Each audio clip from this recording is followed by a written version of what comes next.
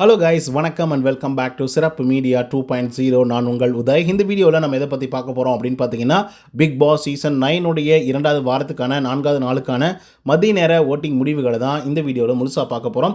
So இந்த வீடியோக்கு போகிறதுக்கு முன்னாடி நம்மளோட சேனலை சப்ஸ்கிரைப் பண்ணாதவங்க சப்ஸ்கிரைப் பண்ணி வச்சுக்கோங்க. பக்கத்தில் ஒரு பெல் ஐக்கான் இருக்கும், அதையும் ப்ரெஸ் பண்ணி ஹாலில் போட்டுக்கோங்க. அப்போ தான் நாங்கள் அப்டேட் பண்ணுற ஒவ்வொரு வருஷமும் உங்களுக்கு நோட்டிஃபிகேஷன் வந்து சேரும். அது தாண்டி இந்த வீடியோ குறைஞ்சபட்சம் ஒரு 1000 லைக்னா எதிர்பார்க்குறோம். ஸோ லைக் போடுங்க, வீடியோ பாருங்கள், வாங்க இந்த வீடியோக்குள்ள வந்து போகலாம். ஸோ இந்த வாரத்தை பொறுத்த வரையிலும் ஏகப்பட்ட ஃப்ளக்சுவேஷன் வந்து இருக்கு. ஸோ அப்படி இருந்தாலும் நம்பர் 1 பொசிஷனில் திவாகர் அவர்கள் தான் வந்துட்டு இருக்காரு.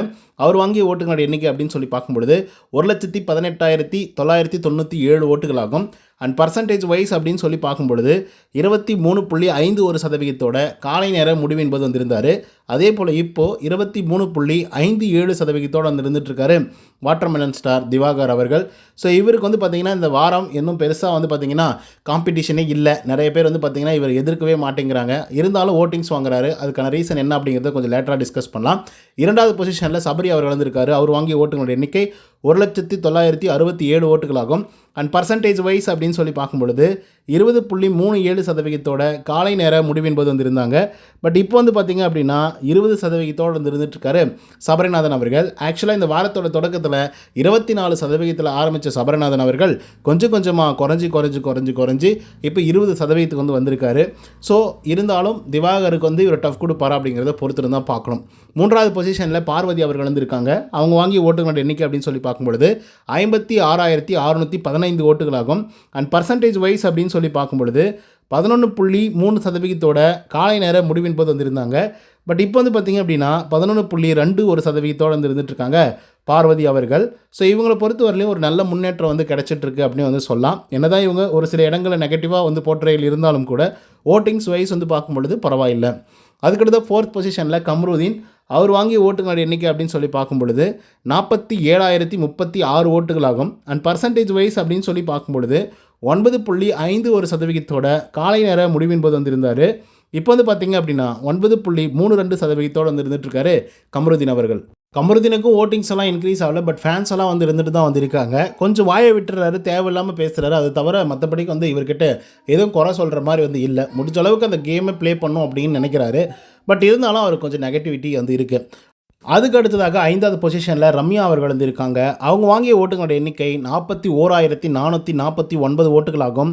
அண்ட் பர்சன்டேஜ் வைஸ் அப்படின்னு சொல்லி பார்க்கும்பொழுது 8.15% காலை நேர முடிவு என்பது வந்திருந்தாங்க. இப்போது 8.21% வந்து இருந்துகிட்ருக்காங்க ரம்யா ஜோ அவர்கள். ஸோ இவங்களுக்கு ஒரு நல்ல முன்னேற்றம் வந்து கிடச்சிருக்கு நேத்திக்கு விட கம்பேர் பண்ணும்போது.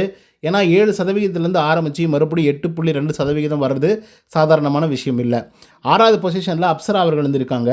அவங்க வாங்கிய ஓட்டுகளோட எண்ணிக்கை அப்படின்னு சொல்லி பார்க்கும்பொழுது கிட்டத்தட்ட 35,997 ஓட்டுகளாகும்.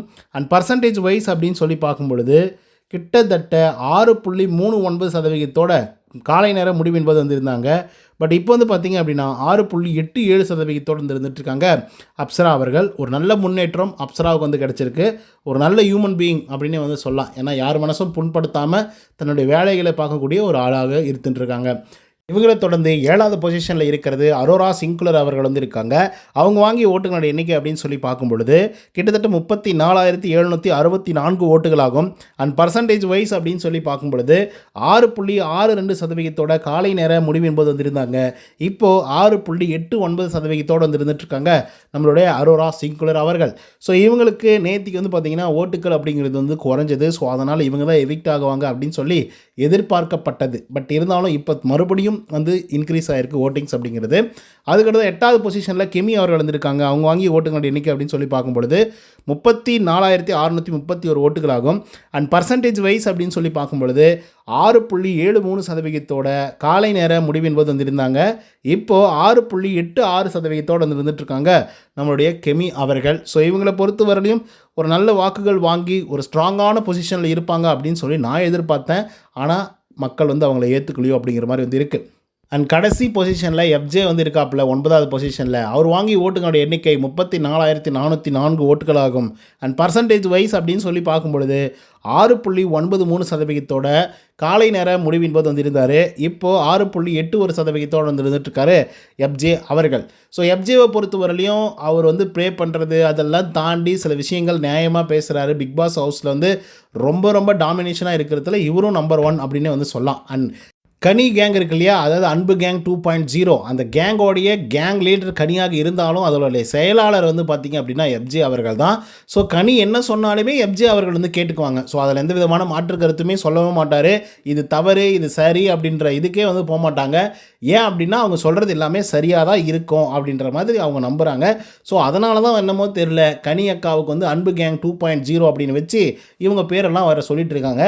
இந்த கேங்கில் யாரெல்லாம் இருக்காங்க அப்படின்னு சொல்கிறாங்க அப்படின்னு பார்த்தீங்கன்னா, கனியக்கா அவங்க தான் குரூப் லீடரு, அப்புறம் எஃப்ஜே, சபரிநாதன், அதுக்கப்புறம் அப்சரா, அப்புறம் இன்னும் யார் இன்னும் ஒரு சிலரெல்லாம் வந்து இருந்துகிட்ருக்காங்க. ஸோ இவங்கெல்லாம் வந்து பார்த்திங்கன்னா இந்த கனியக்காவுடைய பேச்சை கேட்டுட்டு தான் ஆடிட்டு இருக்காங்க. அரோரா சிங்குலரு, கம்ருதீன் இவங்கெல்லாம் இவங்களுக்கு கீழெல்லாம் வரவே மாட்டாங்க.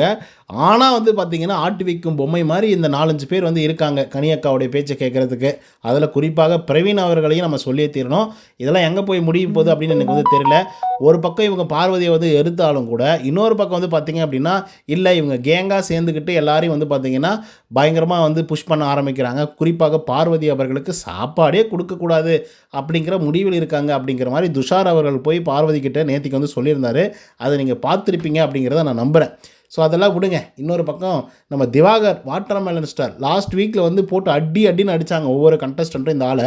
ஸோ அதனால் வந்து பார்த்திங்கன்னா ஒரு மாதிரி சிம்பத்தி ஓட்டெல்லாம் நிறைய வந்துச்சு. அதெல்லாம் தாண்டி நல்லாவும் ப்ளே பண்ணார்.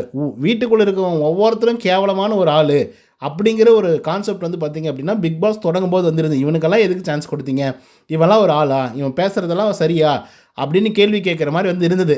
ஆனால் இந்த ஒஸ்ட்லேயும் பெஸ்ட்டு அப்படின்னு வந்து சொல்லுவாங்க இல்லையா, அந்த மாதிரி வீட்டுக்குள்ளே இருக்கக்கூடிய ஒஸ்ட்டுங்களெல்லாம் சேர்த்துட்டோன்னா அதில் ஒரே ஒரு பெஸ்ட்டு வந்து பார்த்திங்க அப்படின்னா திவாகர். அதாவது லாஸ்ட் வீக் நான் சொல்கிறேன். ஏன்னா இஷ்டத்துக்கு கெட்ட வார்த்தை பேசுகிறானுங்க, மார்க்கிங் பண்ணுறானுங்க, பாடி ஷேமிங் பண்ணுறானுங்க, என்னென்னமோ பண்ணுறானுங்க. ஸோ அதெல்லாம் பார்க்கும்பொழுது இந்தாலே எவ்வளவோ மேலுப்பா அப்படின்னு உணர வச்ச தருணம். அதனால தான் அவருக்கு வந்து ஃபஸ்ட் வீக்கே அவ்வளோ ஃபேன்ஸ் வந்தாங்க, நல்ல ஓட்டிங்ஸும் வந்து பார்த்திங்க அப்படின்னா வந்தது. இப்போ என்னென்னா சபரிநாதன் தான் டைட்டில் வின்னர் அப்படின்னு சொல்லி லாஸ்ட் வீக்லேயே வந்து பார்த்திங்க அப்படின்னா ஒட்டுமொத்த கண்டஸ்டண்ட்டில் ஒரு பாதி கண்டஸ்டன்ட் வந்து சொல்லியிருப்பாங்க, அது போட்டியாகவும் வச்சுருந்தாங்க.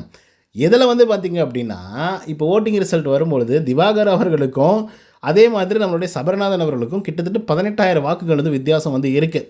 ஸோ அப்படி இருக்கும்போது சபரிநாதன் எப்படி டைட்டில் அடிப்பார்லாம் எனக்கு தெரியாது. ஆனால் திவாகர் இப்போ டாப்பில் இருக்கிறதுக்கு இன்னொரு காரணம் இருக்குது. லாஸ்ட் வீக்கில் எல்லாரும் போட்டு இவரை போட்டு பொலன்னு பொழந்ததுனால நல்ல டாப்புக்கு வந்துட்டார். இந்த வாரம் வினோத் அண்ட் திவாகர் இவங்க 2 பேரோட காம்போ சோசியல் மீடியா முழுக்க ஃபேமஸ் அப்படி ஒரு ஃபேமஸ். மெய்யழகன் பாட்டெல்லாம் போட்டு பயங்கரமாக ஐப்பேத்துறாங்க அவங்க 2 பேரையும். ஆக்சுவலாக அவரை பார்க்கும்போது எங்களுக்கும் பயங்கர சிரிப்பு தான் வருது. ஸோ அதனால தான் அது பயங்கர காம்போவாக வந்திருக்கு. ஸோ அதன் காரணமாகவே திவாகர் அவர்களுக்கு இந்த வாரம் அதிகப்படியான வாக்குகள் விழுது அப்படிங்கிறத நான் நம்புகிறேன். ஸோ இதை பற்றின உங்களோட கருத்துக்கள் என்ன, குறிப்பாக திவாகர் அண்ட் வினோத்துடைய காம்போவை பற்றி நீங்கள் என்ன நினைக்கிறீங்க அப்படிங்கிறத கமெண்ட்ஸில் சொல்லுங்கள். இந்த வீடியோ உங்களுக்கு வந்து பிடிச்சிருந்தா லைக் அண்ட் சப்ஸ்கிரைப் பண்ண மறந்துடாதீங்க. இன்னொரு தகவல். Until then bye from Uday. நன்றி, வணக்கம்.